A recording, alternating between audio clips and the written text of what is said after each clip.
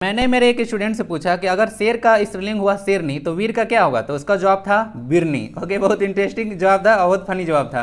Okay, तो देखिए ऐसा ऐसा अगर आपका आंसर है तो गलत है, सही क्या होगा आपको वीडियो में जानने को मिल जाएगा।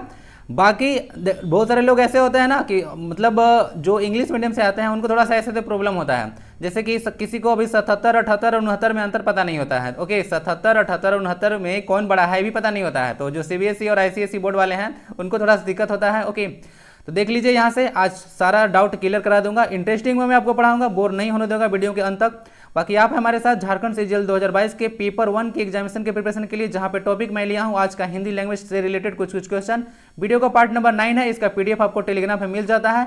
वीडियो में कोशिश किया कीजिए जितना सारा चीज मैं पढ़ा चुका हूं, ओके, आप लोग उसको नोट्स बना लिया कीजिए, क्योंकि एग्जामिनेशन टाइम में वही काम आने वाला है। ओके, वीडियो सारा रिवाइज नहीं हो पाएगा, और रिवाइज नहीं कीजिएगा तो आपका एग्जाम में निकल कर नहीं आएगा। ओके, आउटपुट वहां पे नहीं होगा, ठीक है, प्रोसेसिंग अंदर में हो चुका है ना, उसको आउटपुट नहीं होगा जब तक रिवाइज नहीं कीजिएगा। तो वहाँ पे आउटपुट आपको मांगता है, डेली 8 बजे वीडियो आता है, आप लोग इसको लाइव देख लिया कीजिए। थोड़ा बहुत लेट हो जाता है, लेकिन अगर आप आ जाइएगा डेली 8 बजे तो मैं कल से ना थोड़ा सतर्क हो जाऊंगा, तो 8 बजे आपको देखने को मिल जाएगा। बाकी टेलीग्राम ज्वाइन करके इसको पीडीएफ के लिए वहाँ पे जोड़ सकते हैं। ओके, चलिए आज का फर्स्ट क्वेश्चन है, निम्न वाक्यों में से शुद्ध वाक्य का चयन करना है, यानी कि आपको करेक्ट सेंटेंस बताना है। इसमें से भोजन शारीरिक स्वास्थ्य देता है, पौष्टिक भोजन से शरीर स्वस्थ रहता है, भोजन शरीर को स्वस्थ देता है, पौष्टिक भोजन से शरीर स्वास्थ्य रहता है। क्या इसमें कौन सारा सेंटेंस सही है बताइए? तो देखिए सारा सेंटेंस गड़बड़ है कहीं ना कहीं। ओके, इसका जो सही आंसर होगा आपका पौष्टिक भोजन से शरीर स्वस्थ रहता है। देखिए थोड़ा सा गड़बड़ है, स्वास्थ्य रहता है, स्वास्थ्य नहीं होना चाहिए, स्वस्थ रहता है ना, तो स्वस्थ वर्ड सही होगा। तो ऑप्शन नंबर यहाँ पे बी चला गया। ओके, तो ऐसे ऐसे भी वर्ड्स कुछ कुछ दे सकते हैं। मैं देखिए कोशिश करूंगा आपको हर एक तरह से क्वेश्चन मैं दे दूं। इंडिया के अंदर जितने भी एग्जाम हुए हैं सारा का कंपाइलेशन आपको यहाँ पे एक वीडियो में देखने को मिलता है। ओके, और जो आपके एग्जाम के लिए लुक्रेटिव चीजें हैं। ओके, चलिए कंपाइलेशन सी से होता है ना, सॉरी। तो चलिए क्वेश्चन नंबर फर्स्ट का आंसर हो गया आपका बी। हवा का बहुवचन क्या होगा? ध्यान दीजिए, हवा का बहुवचन क्या होगा? हवाइयाँ, हवा, हवाएं, या इनमें से कोई नहीं। देखिए बहुत सारा एक वचन, द्विवचन, बहुवचन भी होता है, लेकिन हिंदी में सिर्फ एक और बहुवचन ही होता है। ओके, संस्कृत में होता है तीन वचन, एक वचन, द्विवचन और बहुवचन, और हिंदी में सिर्फ दो ही वचन होता है, एक वचन उसके बाद बहुवचन। एक से ज़्यादा को उन लोग बहुवचन बोल देता है। चलिए उन लोग मतलब ऐसा बोला जाता है। ओके, तो चलिए यहाँ से क्या होगा, देखिए कभी कभी ध्यान दीजिएगा, अब ये ऑप्शन में देखने को मिलेगा हवाएं ना, हवाएं ऐसे, तो ये गलत होगा ना। ये जो चंद्र बिंदु होगा ना, चंद्र बिंदु, ओके, उसी को आप सही लगाइएगा, हवाएं ऐसे बनेगा। ओके, चंद्र बिंदु को हम लोग अनुनासिक बोलते हैं, पता है ना, इसको अनुनासिक बोला जाता है, अनुनासिक। ओके, और जो बिंदु होता है, ठीक है, इसको अनुस्वार बोला जाता है। क्या बोला था? अनुस्वार को विसर्ग तो पढ़े होंगे ना, अनुस्वार और विसर्ग, अनुस्वार और विसर्ग। तो ये दोनों जो है अनुस्वार और विसर्ग है, इसको अयोग वाह कहा गया है ना, अयोग वाह, याद रखिएगा, अयोग वाह कहा गया है। आचार्य किशोरीदास, वही थे आचार्य किशोरीदास, कुछ नाम था उनका, वाजपेयी नाम था। ओके, तो वही उन्हीं के द्वारा अनुस्वार को विसर्ग को अयोग वाह कहा गया है। बाकी चंद्र बिंदु को अनुनासिक कहा जाता है। तो आपका आंसर हवा का बहुवचन क्या होगा? हवाएं, हवाएं चल रही है। बिना पल के झपकाए देखना, उसके लिए एक शब्द बताना है कि कोई अगर आपको बिना पल के झपकाए दिखता है, ओके, अगर तो कोई आपको घूरता है लड़की लोग को, तो उसको उस प्राणी पर केस भी हो जाएगा। ओके, ऐसा एक आईपीसी की धारा है। ओके, तो किसी को आप मत देखिएगा। वैसे देखिए एकटक देखना, ओके, चकित देखना, विपलक होगा और या निर्निमेष होगा, क्या होगा? तो देखिए अगर किसी को आप बिना पल के झपकाए देखते हैं तो उसको लिए वर्ड होता है निर्निमेष। क्या होता है? निर्निमेष, यानी कि बिना पल के झपकाए हुए देखना। समझ गए? डी हो गया। ओके, तो यानी कि अनेक शब्दों के बदला एक शब्द जो होता है ना, ठीक है, जिसको अंग्रेजी में आप लोग वन वर्ड सब्स्टिट्यूशन बोलते हैं, तो वही सारा कॉन्सेप्ट है, हिंदी में भी पूछा जाता है। ओके, चलिए तो निर्निमेष हो गया। क्या हो गया? निर्निमेष, बिना पल के झपकाए देखना। नेक्स्ट क्वेश्चन आता है, इनमें से तलवार का पर्यायवाची शब्द कौन नहीं है? तो ये पर्यायवाची शब्द में समझते हैं ना, मतलब सिनोनिम्स इसको बोलते हैं इंग्लिश में। ओके, तो पर्यायवाची मतलब समानार्थी शब्द बताना है, असी, करवाल, शमशीर या सलाका। देखिए तलवार का सारा जो है से आपका यहाँ पे पर्यायवाची है एक्सेप्ट सलाका, ठीक है, सलाका को छोड़कर सारा जो है से पर्यायवाची है। तो सलाका का मतलब होता क्या है? सलाका का मतलब होता है तीर। क्या होता है? तीर। तलवार नहीं होता है इसका, तीर होता है। ओके, क्या होता है? तीर। किसी को तीर और बाण में प्रॉब्लम है क्या? तीर और बाण, तीर किसको बोलते हैं, बाण किसको बोलते हैं? ओके, तो उसको बाण को ही तीर बोला जाता है ना, वान, वान बाण नहीं, वान। ओके, और धनुष बाण होता है या तीर बाण होता है? तीर का होता है वान, ठीक है, नहीं बोलते हैं कि अपना धनुष बाण लेकर आओ। ओके, धनुष बाण लेकर आओ, यानी कि धनुष और तीर लेकर आओ। सलाका मतलब तीर होता है, तलवार नहीं होता है। ओके, चलिए बाकी अस्सी, करवाल और शमशीर का मतलब तलवार ही होता है। ओके, तो समझ गए इसका पर्यायवाची था, सलाका नहीं था, तो जो नहीं था वही पूछा है ना आपको। क्वेश्चन थोड़ा सा ध्यान से पढ़ा कीजिए। नेक्स्ट क्वेश्चन आता है 5th नंबर, हिंदी में स्पर्श वर्ण की संख्या कितनी है बताइए, 23, 25, 27 या 37। तो देखिए अगर हम थोड़ा सा बात करें, ओके, थोड़ा सा अगर यहाँ पे बात करें हम स्पर्श व्यंजन के बारे में, तो देखिए व्यंजन तो आपको पता है टोटल 37 व्यंजन है, ओके, और स्वर की संख्या 11 आता है, ठीक है, और ऐसे कहीं कहीं 13 भी दे देते हैं, ओके, थोड़ा सा ही कॉन्सेप्ट है, कोई बात करेंगे, ओके, अगर और ठीक है, तो ऐसा होता है व्यंजन 37 और स्वर आपका 11 या 13 ऑप्शन दे सकते हैं, ओके, 13 भी होता है 11 भी होता है, जब अंग और अख ले लेते हैं ना 13 हो जाता है ना, अदरवाइज 11 होता है, ऐसे समझिएगा। बाकी स्पर्श व्यंजन के बारे में बात करें हम, तो देखिए स्पर्श व्यंजन उन व्यंजनों को कहा जाता है, स्पर्श व्यंजन उन व्यंजनों को कहा जाता है जिसको बोलने में आपका जो जीभ का पार्ट है ना, वो मुंह के किसी न किसी हिस्से को टच करता है, उसको स्पर्श बोलता है। स्पर्श मतलब क्या होता है, टच करना, ओके। तो अगर आपका जिह्वा, अगर कुछ ऐसे वर्ण है जिनका उच्चारण करते समय, ओके, उच्चारण करते समय आपका जिह्वा का कोई भी पार्ट, ओके, आपके मुंह को टच करता है, तो उसको हम लोग स्पर्श व्यंजन कहते हैं। और स्पर्श व्यंजन में क से लेकर म तक जितना सारा व्यंजन आप देख रहे हैं वो सारा जो है स्पर्श व्यंजन के अंतर्गत आता है, और इनकी संख्या टोटल काउंट कीजिएगा क से लेकर म तक, ओके, तो आपका क वर्ग, ठीक है, उसके बाद च वर्ग, उसके बाद आपका त वर्ग, ट वर्ग, ओके, उसके बाद आपका प वर्ग वगैरह सारा अगर काउंट कीजिएगा पांचों को, तो 5 इंटू 5 कीजिएगा तो 25 टोटल आ जाता है, ओके। तो समझ गए, तो टोटल 25 आपका स्पर्श व्यंजन हो गया। हमको नहीं लगता है कि आप इसको भूलिएगा, 25 आंसर है, ओके, कितना है 25, ओके। तो समझ गया, स्पर्श व्यंजन हो गया, टोटल व्यंजन 37 होता है, ओके, और हिंदी में जो होता है 11 या 13 स्वर आपको दे सकते हैं, ओके। चलिए समझ गए, चलिए बाकी व्यंजन दो तरह का होता है, स्वर व्यंजन, और वर्ण दो तरह का होता है, स्वर और व्यंजन, ओके। चलिए व्यंजन वर्ण का प्रत्येक वर्ण का पंचम अक्षर क्या कहा जाता है? देखिए जो आप लोग पढ़े हैं अभी क से लेकर कहाँ होता है, क से लेकर होता है अंग तक, याद है ना कि भूल गया, च से लेकर इया तक होता है ना, च से लेकर इया तक तो होता है। तो अगर इसको जो पंचम अक्षर है हमेशा ए वाला जो होता है उसको क्या कहा जाता है? तो पंचमाक्षर, कंठस्य, तालव्य या मूर्धन्य। तो देखिए जो इसको कहा जाता है पांचवा अक्षर को, उसको पंचमाक्षर बोला जाता है, यानी कि पांचवा अक्षर क्या होता है, पंचमाक्षर यानी कि पांचवा अक्षर, समझ गए।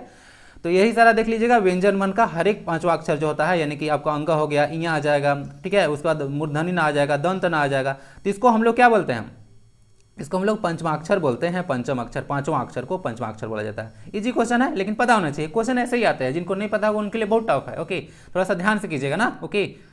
नेक्स्ट क्वेश्चन है, बच्चा सो रहा है, इसमें कौन सा काल है? जिनको आपको टेंस में दिक्कत है काल वगैरह पढ़ने में तो जाके देख लीजिएगा थोड़ा सा, ठीक है, क्रिया और काल, ओके, थोड़ा सा मैं पढ़ा चुका हूँ, काल तो नहीं पढ़ाया हूँ लेकिन इसमें क्रिया वगैरह थोड़ा सा मैं पढ़ा चुका हूँ, तो देख लीजिएगा उसको, क्रिया को देख लीजिएगा जाकर, ओके, क्रिया को देख लीजिएगा, वीडियो में प्रोवाइड करा रहा हूँ। और अगला बार आपको संधि प्रोवाइड कर दूँ, क्योंकि संधि से देखिए बहुत सारे क्वेश्चन आते हैं, ओके, संधि से क्वेश्चन बहुत सारे आते हैं, और लोगों को व्यंजन संधि, विसर्ग संधि हो जाए, स्वर मतलब स्वर संधि हो जाए, ठीक है, इसमें बहुत प्रॉब्लम रहता है, ओके।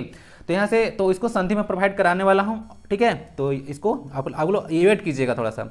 बच्चा सो रहा है, अरे 30% लानी है भाई, उतना टेंशन लेकर नहीं चलनी है, ओके। बच्चा सो रहा है, इसमें कौन सा काल है? अपूर्ण भूतकाल, वर्तमान काल, अपूर्ण वर्तमान काल या भूतकाल। देखिए जहाँ भी भूतकाल होगा, रहा है, रही है, तो वर्तमान काल की बात करें तो काट लीजिए। टेंशन होगा अपूर्ण जो होगा वर्तमान काल और अपूर्ण वर्तमान काल, क्या होगा? वर्तमान काल और अपूर्ण वर्तमान काल में आपको जो है से कंफ्यूजन होगा, ठीक है। तो वर्तमान काल तो लग रहा है, लेकिन इसमें ऑप्शन अपूर्ण डाल दिया है, तो यहाँ से भी सोचना पड़ेगा। अपूर्ण मतलब जो पूर्ण नहीं है, यानी कि जो चल रहा है, क्या है, अभी चल रहा है, पूर्ण नहीं हुआ है, तो यानी कि कंटिन्यूअस का है। देखिए ध्यान दीजिएगा, अपूर्ण मतलब होता है कंटिन्यूअस, क्या होता है? अपूर्ण मतलब होता है कंटिन्यूअस, ओके, कंटिन्यूअस होता है। तो यहाँ से अगर देखिएगा तो अपूर्ण वर्तमान काल हो गया, बच्चा का जो सोने का कार्य है वो अभी तक चल रहा है, वो सो ही रहा है बेचारा, ओके। तो क्या हो रहा है? बच्चा सो रहा है, अपूर्ण वर्तमान काल यानी कि प्रेजेंट कंटिन्यूअस टेंस में जाएगा, ओके। वर्तमान काल सिर्फ होता तो इंडिफिनिट हो जाता ना, क्या होता है? इंडिफिनिट हो जाता, अनिश्चित वाला। तो ये वर्तमान काल नहीं है, अपूर्ण है, यानी कि पूरा नहीं हुआ है काम। अब इस सेंटेंस से अच्छा से समझा सकता है। इसमें थोड़ा सा क्रिया ध्यान लीजिएगा, सोना वगैरह होता है, ठीक है, सोना है क्रिया, तो सोना क्रिया अकर्मक क्रिया होता है, तो इसमें क्रिया अकर्मक है जिसका कोई कर्म नहीं होता है। क्रिया पढ़ा चुका हूँ, जाकर रिवाइज कर लीजिएगा, ओके। नोट्स वगैरह बना लीजिए, थोड़ा रिविजन में अच्छा रहेगा, ओके। थोड़ा सा सीरियस मोड में पढ़िए। निम्न में से कौन सा दर्शन उनके प्रतिपादक के साथ सही से सुमेलित नहीं है? क्या होगा? निम्न में से कौन सा दर्शन उनके प्रतिपादक के साथ सही सुमेलित नहीं है? बताइए। अद्वैतवाद को शंकराचार्य बोला जा रहा है, शुद्धाद्वैत के वल्लभाचार्य, विशिष्टा जो द्वैतवाद है उनका तुकाराम बोल रहे हैं, और जो द्वैतवाद है उसका मध्वाचार्य के बारे में बोला जा रहा है। तो देखिए बहुत सारा दर्शन हुआ है, ठीक है, और उनका प्रतिपादक यानी कोई दर्शन को देने वाले लोग थे, तो उनके देखिए क्वेश्चन एवरग्रीन क्वेश्चन है। ओके, बहुत लोगों को कन्फ्यूजन रहता है, तो इसको थोड़ा सा ना ध्यान से देखिएगा। चारों के चारों मैं डाल दिया हूँ, और क्वेश्चन देखिए जनरली जो जीके में भी पूछा जाता है, हिंदी में भी पूछा जाता है। ओके, तो कन्फ्यूजन मत रहिए। जनरल नॉलेज होता है ना, वो कहीं से कुछ भी उठा के दे देता है। ओके, क्योंकि उस जनरल है तो कुछ भी कहीं से उठा सकता है, लेकिन यहाँ से हिंदी का, यहाँ से देखिएगा दर्शन है तो पूछा जाता है हिंदी में भी। तो ध्यान दीजिएगा, जो आपका यहाँ से जो गलत है पता चल रहा है, इसको मैं एक बार पढ़ा चुका हूँ, विशिष्टाद्वैत और अद्वैतवाद में पढ़ा चुका हूँ, याद होगा आपको। तो देखिए इसमें जो गड़बड़ है वो पार्ट नंबर सी में है, और पार्ट नंबर सी कहता क्या है कि जो विशिष्टाद्वैतवाद है उसका तुकाराम नहीं, उसको क्या थे, रामानुज किए थे। क्या किए थे? रामानुचार्य किए थे। रामानुचार्य ना, रामानुचार्य जो थे उसका प्रतिपादक किए थे। किसका? विशिष्टाद्वैत का। समझे? तो इनका देख लीजिए यही गड़बड़ था, विशिष्टाद्वैतवाद का जो थे रामानुचार्य जो थे वही जो है से अब क्या किए थे, प्रतिपादक थे किसका? विशिष्टाद्वैतवाद का। ओके, थोड़ा सा सेंटेंस वगैरह बोलते बोलते हो जाता है इधर उधर। ओके, तो उसके प्रतिपादक कौन थे? उसके प्रतिपादक कौन थे?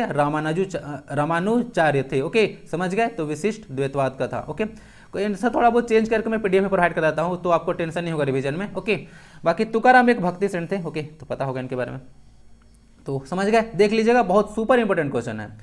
आवश्यकता से अधिक बारिश को क्या बोलते हैं? आवश्यकता से जब अधिक बारिश होता है उसको क्या बोलते हैं हम? तो ध्यान दीजिएगा, उसको अल्पवृष्टि बोला जाता है, या अतिवृष्टि बोला जाता है, अतिवृष्टि बोला जाता है, या ओलावृष्टि बोला जाता है। तो ध्यान से अगर देखिएगा थोड़ा सा, तो इसको अतिवृष्टि बोल सकते हैं। जैसे बोलते हैं ना कि अति का अंत हो गया, अति का अंत हो गया, बोलते हैं कि ना अति का अंत हो गया, मतलब जो बहुत ज़्यादा अधिक हो जाता है उसका अंत निश्चित है। ओके, आवश्यकता से अधिक हो जाए तो उसका अंत निश्चित है। तो कोई भी चीज़ आवश्यकता से अधिक सही नहीं होता है। ओके, लाइफ में इस चीज़ का हमेशा से ख्याल रखिए, कोई भी चीज़ आपके सर से ऊपर से नहीं गुजरना चाहिए। ओके, हमेशा कोई चीज़ को सर से नीचे ही रखिएगा। तो क्वेश्चन यहाँ पे आता है, आवश्यकता से अधिक बारिश को क्या कहते हैं? तो आवश्यकता से अधिक बारिश को बोलते हैं अतिवृष्टि। क्या बोलते हैं? अतिवृष्टि। अगर तो आपसे पूछ दे कि अतिवृष्टि का विलोम शब्द क्या हो जाएगा, तो अतिवृष्टि का विलोम शब्द अल्पवृष्टि होता है। जो बहुत ज़्यादा बारिश होता है उसको बोलते हैं अतिवृष्टि, और जो बहुत कम बारिश होता है उसको बोलते हैं अल्पवृष्टि। अल्पवृष्टि का एक और होता है आपका परिवाची शब्द अनावृष्टि। क्या होता है?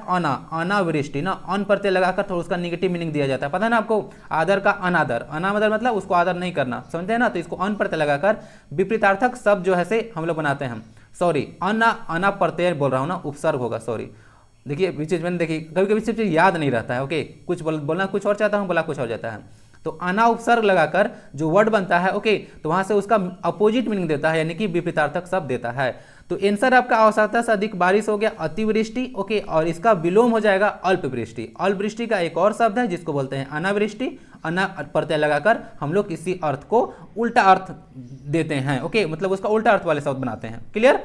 ओलावृष्टि मतलब बहुत सारा अगर मतलब समझते हैं ना आप लोग, ओलावृष्टि जैसे कि बर्फ वगैरह गिर जाता है तो उसको ओलावृष्टि बोलते हैं। बारिश के साथ जो बर्फ गिरता है ना, तो उसको ओलावृष्टि कहा जाता है। वीडियो बहुत लोगों को प्रॉब्लम था कि फास्ट है, थोड़ा सा फास्ट ही चलिए। ओके, थोड़ा सा फास्ट ही चलिए आप लोग। देखिए कितने कितने स्टूडेंट्स हैं। एक स्टूडेंट बोल रहे थे कि हम तो 1.25 करके देखते हैं, समझिए थोड़ा सा, यानी कि 0.25 स्पीड से देख रहे हैं आपसे, तो आपसे ना 1.25 तो ऐसे ही आगे हैं। ओके, क्योंकि इतना स्पीड बोलने के बाद भी अगर समझ जा रहे हैं तो सोचिए लोग कितना आगे हैं।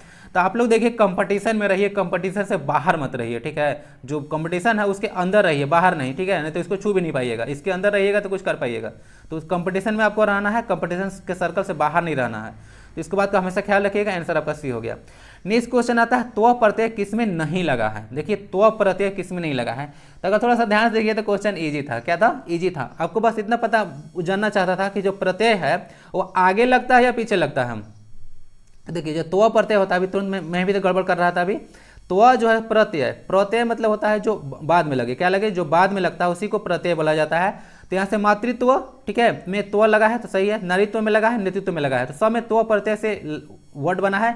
लेकिन त्वरित में उपसर्ग है। क्या है? त्वरित में से उपसर्ग है, तो यहाँ से नहीं लगा है, त्व पहले आया है यहाँ पे ना, त्व जो है से पहले आया है, तो इसमें नहीं है, तो डी ऑप्शन आंसर हो गया। तो समझ लीजिएगा इसको, त्व प्रत्यय किसमें नहीं लगा है? तो डी में नहीं लगा है। ओके, देख लीजिए त्वरित, बाकी सब में लास्ट में लगा है, तो प्रत्यय तो बाद में ही लगता है। ओके, और उपसर्ग ऐसे पहले लगता है। तो आंसर आपका समझ में आ चुका होगा। रेखांकित शब्द का कारक चिन्ह बताइए जरा। शिक्षक ने छात्र को डंडे से खूब धोया। क्या किया? डंडे से खूब धोया। तो कर्ता कौन कारक है? 8 कारक बताया था ना, कर्ता ने, कर्म को, करण से, अधिकरण, ये सब, ठीक है, तो सारा बताया था। तो इसको याद रखिएगा। कारण देखिए गलत हो गया थोड़ा सा, कारण नहीं करण होना चाहिए, टाइपिंग में थोड़ा सा मिस्टेक है, इसको सही करके आपको प्रोवाइड करा दूंगा, डोंट वरी अबाउट दैट। कारण, सॉरी, करण कारक, कर्ता कारक, संप्रदान कारक या फिर करण कारक। अच्छा यहाँ से थोड़ा सा ना इसको जानबूझ के ऐसे डाला है ताकि स्टूडेंट कंफ्यूज ना करें, ठीक है, सही है। कारण जानबूझ के डाला था, कारण कोई कारक ही नहीं होता है। ओके, यहाँ पे मैं मतलब कुछ और डालना चाह रहा हूँ तो लेकिन ऐसे हो गया। तो अगर ऑप्शन के अनुसार देखें तो इसमें करण कारक है। क्या है? करण कारक है। करण क्यों? विभक्ति चिन्ह आपको पता होना चाहिए। कर्ता ने कर्म को करण से, ओके, करण से आता है तो ठीक है।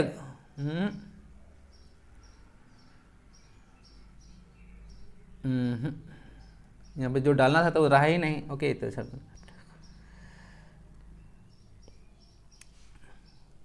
देखिए यहाँ से क्वेश्चन थोड़ा सा मिस्टेक है। ओके, क्वेश्चन मिस्टेक है, हमको शायद इसको डालना चाहिए था या कोई और ऑप्शन होना चाहिए था। ओके, ऑप्शन यहाँ पे गड़बड़ है।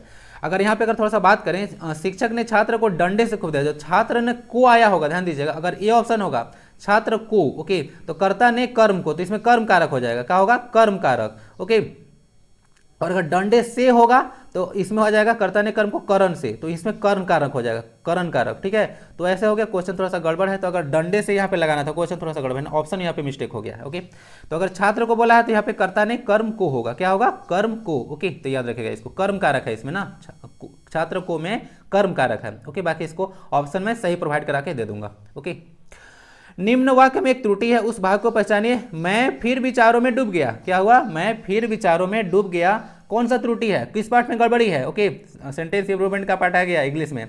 डूब गया, मैं फिर विचारों, कोई त्रुटि नहीं। बताइए, तो इसमें जो गड़बड़ी है वो हो गया डूब गया। डूब गया क्यों? डूब गया नहीं, खो गया होता है, क्योंकि विचारों में आप डूबते नहीं, विचारों में खोते हैं ना, तो खो गया होना चाहिए, डूब गया नहीं। डूबना तो हम लोग कहाँ यूज करते हैं? ओके, डूबना तो कोई चीज़ के लिए, अगर पानी वगैरह चाहे कोई अगर लिक्विड में डूबता है तो उसके लिए वर्ड यूज करते हैं, नहीं बोलते हैं कि वह ख्यालों में खोया हुआ है ना, डूबा हुआ नहीं है। ओके, लकड़ी पानी में डूबा हुआ है, ऐसे बोल सकते हैं।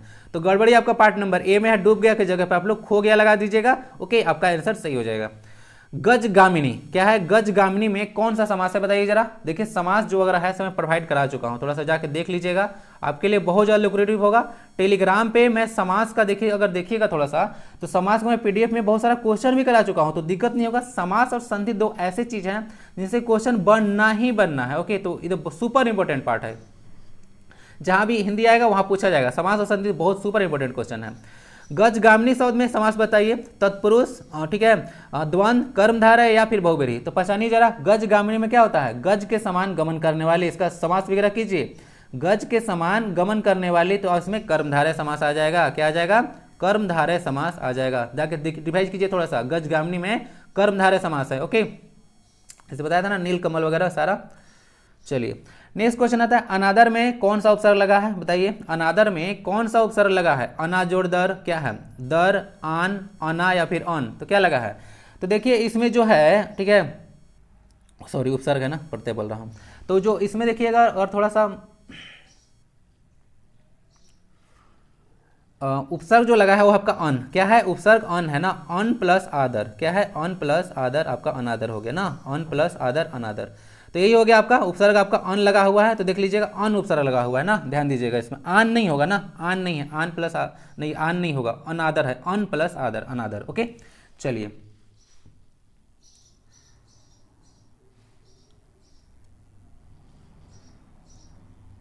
नेक्स्ट क्वेश्चन है क्वेश्चन 15। विमल बानी ने वीणा ली, कमल कोमल कर में सप्रीत। ठीक है, तो ऐसे देखिएगा, एक यहाँ से एक सेंटेंस आपको देखने को मिल रहा है, इसमें बताना है कौन सा अलंकार है। अलंकार का मीनिंग तो पता होगा ना, अलंकार भी प्रोवाइड कराना है, संधि अलंकार भी प्रोवाइड कराना है आपको। देखिए, प्रोवाइड कराता हूँ, जल्दी, टेंशन मत लीजिए, दूंगा, मैं वादा किया हूँ, तो जो है मैं आपको धोखा नहीं दूंगा। ओके, मैं लोगों को धोखा नहीं देता हूँ, जो लोग मुझे पर्सनली जानते हैं तो उनको पता होगा, मैं धोखा किसी को नहीं देता हूँ, तो आप लोगों को भी धोखा नहीं दूंगा, डोंट वरी अबाउट दैट।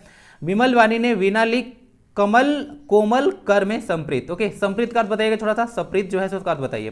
तो देखिए यहाँ से एक सेंटेंस है, यहाँ पे देखिएगा, इस जो वाक्य है यहाँ पे वाक्यखंड, उसमें व वर्ण की आवृत्ति बार बार हो रही है और इसमें क वर्ण की आवृत्ति बार बार हो रही है। तो जहां पर किसी पार्टिकुलर वर्ण की आवृत्ति बार बार होती है वहां पे अनुप्रास अलंकार होता है। बताया था ना, अनु का मतलब होता है बार बार, ठीक है, और जो प्रास मतलब होता है उसकी आवृत्ति होता है। ओके, तो पढ़े है ना, प्रास कितना होता है, आवृत्ति, फ्रीक्वेंसी वगैरह सारा पढ़े होंगे साउंड में। तो अनुप्रास मतलब होता है जो बार बार आता है, तो जो बार बार आता है उसमें अनुप्रास अलंकार होता है। बाकी थोड़ा सा अलंकार अगर बात करें तो अलंकार मेनली रूप से दो होता है, एक होता है शब्दालंकार, एक होता है अर्थालंकार। ओके, एक होता है अर्थालंकार, एक होता है शब्दालंकार। ओके, तो आपको जो देखने को मिल रहा है श्लेष, अनुप्रास और यमक, क्या है, श्लेष, अनुप्रास और यमक, ये सब आपके शब्दालंकार के भेद है। क्या है, शब्दालंकार के भेद है। ओके, ठीक है, श्लेष, अनुप्रास और यमक जो है से आपका शब्दालंकार के भेद है। बाकी अर्थालंकार बहुत सारा आता है, रूपक आता है, अतिशयोक्ति आता है, उपमा आता है, पढ़े हैं ना आप लोग, तो ये सारा चीज आता है, तो इसको याद रखिएगा थोड़ा सा। ओके, ऐसा ही पूछा जा सकता है क्वेश्चन। तो आंसर आपका अनुप्रास अलंकार हो गया। ओके, अनुप्रास, अनुप्रास क्वेश्चन बहुत पूछते हैं। ओके, एग्जामिनेशन में अनुप्रास से क्वेश्चन बहुत ज्यादा पूछा जाता है। सूर्योदय में कौन सा संधि है बताइए जरा। देखिए पहले इसका संधि विच्छेद कीजिए। सूर्योदय है, उसका जो है संधि विच्छेद क्या हो गया, सूर्य जोड़ उदय। क्या होगा, सूर्य जोड़ उदय। तो इसमें देखिए क्या होगा, इसमें जो है सूर्य जोड़ उदय, देखिए ध्यान से थोड़ा, सूर्य, सूर्य अ, ध्यान दीजिएगा, अ प्लस में उ, और उ का कहाँ हो गया, इसका जो वाक्य जो बाद में वर्ड बना उसका विकार क्या हो गया, ओ बन गया। तो कहीं और उ मिलके जो ओ बन गया तो ठीक है, तो यहाँ पे गुण संधि होता है। क्या होता है, गुण संधि होता है, इसको पता होना चाहिए। जब तक संधि नहीं दूंगा तब तक समझ में नहीं आएगा। फॉर द टाइम बिंग याद रखिएगा, और उ मिलके ओ बन गया तो यहाँ पे गुण संधि होगा। है कोई ऑप्शन में, तो ऑप्शन नंबर सी में चला गया। तो सूर्य जोड़ उदय, सूर्योदय, गुण संधि इसमें है। ओके, समझ चुके होंगे। बाकी वेट कीजिए, ठीक है, संधि का जो मैं दूंगा वीडियो उसके लिए वेट कीजिए। इनमें से कौन सा शब्द उसका सही अर्थ के साथ सुमेलित नहीं है, याद रखिएगा, नहीं है। निराहार का मतलब होता है बिना आहार का, कल मतलब आने वाला दिन, पखवाड़ा मतलब होता है 7 दिन, मास का मतलब महीना, सत मतलब 100। तो बताइए 4-5 ऑप्शन डाला हूं क्योंकि देखिए यहाँ पे एग्जाम नहीं हो रहा। ओके, आपको जैसे यहाँ इन्फॉर्मेशन हमको देना है, तो 4 या 5 कोई भी ऑप्शन डालूं, 6 भी डाल दूं तो आप उससे प्रॉब्लम नहीं होनी चाहिए आपको, बस आपको नॉलेज मिलना चाहिए। तो देखिए पखवाड़ा का मतलब 7 दिन नहीं होता है। क्या होता है, पखवाड़ा का मतलब 7 दिन नहीं होता है। सप्ताह का मतलब होता है 7 दिन। क्या होता है, सप्ताह जो होता है वर्ड उसका मतलब होता है 7 दिन। ओके, पखवाड़ा जो होता है, पखवाड़ा, ठीक है, तो पखवाड़ा का मतलब होता है 14 दिन। ठीक है, क्या होता है, 14 दिन जो होता है उसको हम लोग पखवाड़ा बोलते हैं। तो इसको याद रखिएगा। मास का मतलब तो महीना आप लोग समझते होंगे, 1 महीना में आता है, समझ गए ना। तो यही होता है, सप्ताह मतलब 7 दिन, पखवाड़ा 14 दिन को बोला जाता है। ओके, 14 दिन आता है उसको, तो समझ चुके होंगे। बाकी सत मतलब 100 होता है, बोलते हैं ना आप लोग 100% सत्य है। ओके, 100% सत्य है। बाकी मास मतलब महीना हो गया, आप लोग समझते होंगे। 15 दिन का, सॉरी 15 दिन होता है ना, क्या बोल रहा हूँ, पखवाड़ा 15 दिन का ग्रुप को बोलते हैं पखवाड़ा, 14 दिन नहीं 15 दिन। ओके, नेक्स्ट क्वेश्चन आता है आपका, नेक्स्ट क्वेश्चन आता है, आंसर समझ गया ना, आंसर आपका सी हो गया, 7 दिन नहीं 15 दिन होना चाहिए। नेक्स्ट क्वेश्चन आता है, स्वाभाविक शब्द में कौन सा प्रत्यय लगा है, एक, बड़ीक, स्व या विक, क्या लगा है। देखिए स्व तो गड़बड़ हो जाएगा क्योंकि प्रत्यय धातु के पहले नहीं बाद में लगता है। क्या लगता है, बाद में लगता है। तो बाद में लगता है तो इसमें इक वगैरह विक वगैरह आना चाहिए, तो विक नहीं लगा है। स्व भी तो नहीं होगा, तो स्व तो ऐसे ही कट जाएगा। अब क्वेश्चन है बड़ी इक है या छोटी इक है, तो देखिए स्वाभावी वी लगा है ना, तो याद रखिएगा इसमें छोटी ई की मात्रा है। क्या है, छोटी की मात्रा है, तो इसका साइन ऐसे होता है ना। बड़ी ई की मात्रा होता है, उसका साइन ऐसे होता है ना। देख लीजिएगा, एक छोटी इक है, एक बड़ी इक है, तो ऑप्शन नंबर ए लगाइएगा। इसमें इक प्रत्यय लगा है तो छोटी इक लगेगा, बड़ी रहेगा तो इसे कंफ्यूज मत कीजिएगा। ओके, क्योंकि इसका मात्रा आप लोग को याद होना चाहिए ना, ऐसे मात्रा होता है। ओके, नेक्स्ट क्वेश्चन आता है, क्वेश्चन नंबर 19, रस कितने प्रकार का होता है। तो रस आप लोग को बताना, जिसको आप लोग को इसको भी पढ़ाना पड़ेगा लगता है। ओके, क्योंकि हिंदी में ये भी एक बहुत इंपॉर्टेंट चैप्टर है। तो रस भी एक इंपॉर्टेंट टॉपिक है आपके लिए। तो बताइए कि रस कितने प्रकार का होता है। 9 तरह का टोटल रस होता है। क्या होता है, 9 तरह का। अब यहाँ से बात करते हैं थोड़ा सा, देखिए रस जो होता है टोटल 9 तरह का होता है। श्रृंगार रस होता है, वीर रस होता है, हास्य रस, करुण रस, शांत, रौद्र, अद्भुत, विवत्स, भयानक। ठीक है, क्या होता है, तो यहाँ से भयानक हो गया। टोटल 9 तरह का रस हो गया। तो रस की संख्या 9 है, इसको याद रख लीजिएगा। बाकी देखते हैं कब प्रोवाइड कराता हूँ। निम्न में से कौन सा शब्द उसके विलोम शब्द के साथ सुमेलित नहीं है। ओके, तो मैं ऐसा ही क्वेश्चन डालता हूं क्योंकि हमको इन्फॉर्मेशन देना होता है। विद्यार्थी का, सॉरी यहाँ पे जानते हैं, यहाँ पे ना विलोम शब्द नहीं होना चाहिए था। थोड़ा देखिए ऐसे कॉमन मिस्टेक्स होता है जो लोग करते हैं, और यहाँ पे हमें ध्यान दिया। इसका देखिए यहाँ से देखिएगा ना, तो देखिए ना क्वेश्चन में थोड़ा सा ना गड़बड़ी है। ओके, कहीं कहीं अगर उसका विलोम, विद्यार्थी का विलोम,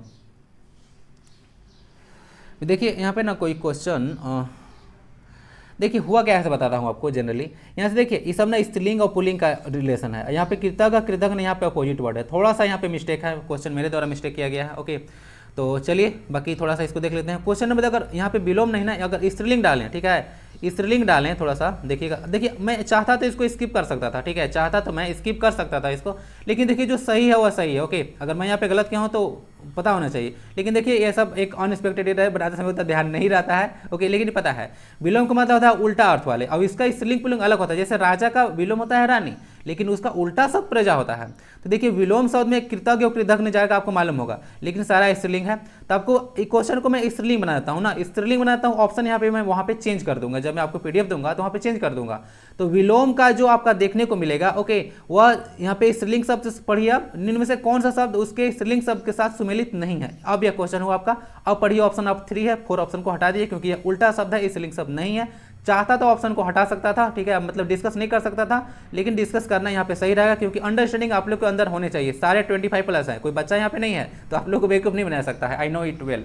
तो देखिए यहाँ से विद्यार्थी का विद्यार्थिनी विलोम होगा, वीर का वीरनी जो कि आपका क्वेश्चन था, और मातृत्व का पितृत्व समझ चुके होंगे यहाँ से। तो इसका गलत आंसर है आपका जो है से वीर का वीरनी नहीं होना चाहिए, इसका को क्या होना चाहिए, तो वीर का जो आपका सही देखने को मिलेगा, वीर का जो होगा स्त्रीलिंग होता है वीरांगना। क्या होता है, वीरांगना। क्या होता है, वीरांगना। तो इसको याद रखिएगा, वीर का वीरांगना होता है। ओके चलिए समझ गए, तो हो गया आपका वीरांगना, वीरनी नहीं होता है। ओके तो समझ गए आप लोग का आंसर तो मिल गया ना। चलिए नहीं तो बोलिएगा कि जो देखिए जो मैं दिखाऊंगा वो यहाँ पे बताऊंगा। ओके मुझे वो ऐसा नहीं है कि टाइटल थंबनेल लगा देना कुछ और, ऐसा कुछ नहीं जरूरी है। पढ़ने वाले स्टूडेंट हैं तो उनके लिए, मतलब उनके लिए हूँ, ठीक है, टाइम पास करने के लिए नहीं हूँ। 2 या 2 से अधिक शब्द, अब देखिए सुपर इंपोर्टेंट क्वेश्चन है, अब बहुत लोग इसमें कंफ्यूज करते हैं। 2 या 2 से अधिक शब्दों से मिलकर बने शब्द को क्या कहते हैं, बताइए। 2 या 2 से अधिक शब्दों से मिलकर बने शब्द को क्या कहते हैं, संधि, समास, अव्यय या रस, क्या कहते हैं उसको, ध्यान दीजिएगा। अगर यहाँ पे बात करें, बहुत लोग सोच रहे होंगे कि इसका आंसर हम समास लगाएं या संधि लगाएं, तो देखिए आपका सही आंसर समास होगा। क्या होगा, समास होगा। समास क्यों होगा, क्योंकि देखिए 2 या 2 से अधिक शब्दों के बारे में बात कर रहा है, वर्ण के बारे में नहीं कर रहा है। अगर आपसे क्वेश्चन नहीं पूछते हैं कि 2 या 2 से अधिक वर्णों के मेल से जो शब्द बना है उसको क्या बोलेंगे, तो उसको आप लोग संधि बोलिएगा। तो जो वर्ण होता है ना उससे मिलकर जो बनता है उसको हम लोग संधि बोलते हैं। क्या बोलते हैं, संधि बोलते हैं। 2 या 2 से अधिक वर्णों से मिलकर बनता है उसको संधि बोलते हैं। अब 2 या 2 से अधिक शब्दों से मिलकर जो शब्द बनेगा उसको समास कहते हैं। ओके समास का क्या होता है, समास का अर्थ होता है क्या चीज, छोटा करना, ओके, या संक्षिप्त करना, बताया था ना आपको, टोटल 6 तरह का समास वगैरह। चलिए तो देख लीजिएगा क्वेश्चन नंबर अगर 22 के बारे में बात करें, क्वेश्चन 22 को, तो इसमें एक वर्ड है अध्यवसायी। क्या है, अध्यवसायी का अंग्रेजी पर्याय क्या होता है, पर्याय मतलब मीनिंग, ठीक है। देखिए क्वेश्चन कभी कभी ऐसा भी चेक करने के लिए आप लोग दे सकते हैं कि अब एक ऐसा वर्ड है, इसका बताइए कि इंग्लिश मीनिंग क्या होगा। तो ऐसे भी क्वेश्चन कभी कभी हिंदी में दे दिया जाता है, क्योंकि आपको इसकी मीनिंग अगर पता होगा तो आप लोग इसको जो है से जान पाइएगा। तो बताइए इसका अंग्रेजी मीनिंग क्या होगा, अप्राइज, अप्रेज या फिर एसिडुअस। तो देखिए जो आपका अप्राइज का मतलब होता है किसी को जानकारी देना, क्या देना, जानकारी देना। अप्रेज का मतलब होता है अप्रेज, ठीक है। अप्रेज का मतलब क्या होता है, भूल गया क्या मैं भी, नहीं भूला हूं। अप्रेज का मतलब होता है मूल्यांकन करना। क्या करना, मूल्यांकन करना, मूल्यांकन, समझ गए, मूल्यांकन करना।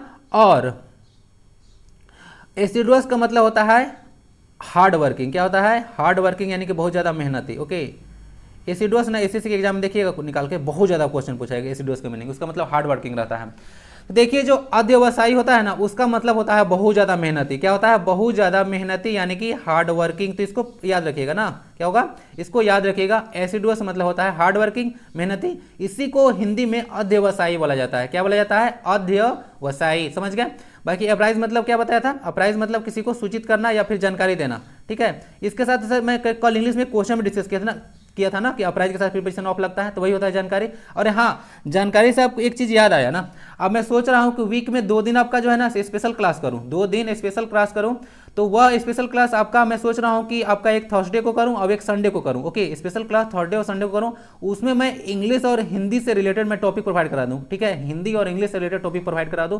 क्योंकि देखिए टॉपिक अगर पता नहीं रहेगा, बहुत सारे लोग पूछ रहे थे कि समझ में नहीं आया, तो समझ में इसीलिए नहीं आया क्योंकि उसका बेस आप लोग का नहीं है। ओके तो मैं धीरे धीरे प्रोवाइड कराऊंगा। तो 2 क्लास अब मैं देने जा रहा हूं, थर्सडे को और संडे को। ओके तो 2 स्पेशल क्लास आप लोग ज्वाइन जरूर कीजिएगा, टाइमिंग आपको मैं बता दूंगा पहले। ओके थोड़ा सा जुड़े रहिए। बाकी समझ गए, एसिडुअस हो गया आपका। एसिडुअस मतलब हार्ड वर्किंग, मेहनती, अध्यवसायी का यही अर्थ होता है। तो क्वेश्चन कभी कभी ऐसे पूछते हैं ना कि इसका मीनिंग पर्याय क्या होगा। नेक्स्ट क्वेश्चन आता है 23 और इसमें पूछा गया है उद्धरण का संधि विच्छेद क्या होगा। क्या होगा, उद्धरण का संधि विच्छेद क्या होगा। तो देखिए इसमें जो उदाहरण है, ठीक है, तो उदाहरण है, तो इसका जो उदाहरण होगा, उदाहरण मतलब कहीं से कोई चीज लिया हुआ उसको उदाहरण बोलते हैं। तो इसका सही होगा उत जोड़ हरण। ध्यान दीजिएगा, उत जोड़ हरण, इसमें व्यंजन संधि है। क्या है इसमें? व्यंजन संधि है, थोड़ा सा याद रख लीजिएगा। संधि दे रहा हूं, टेंशन मत लीजिए, प्रॉब्लम है हमको मालूम है।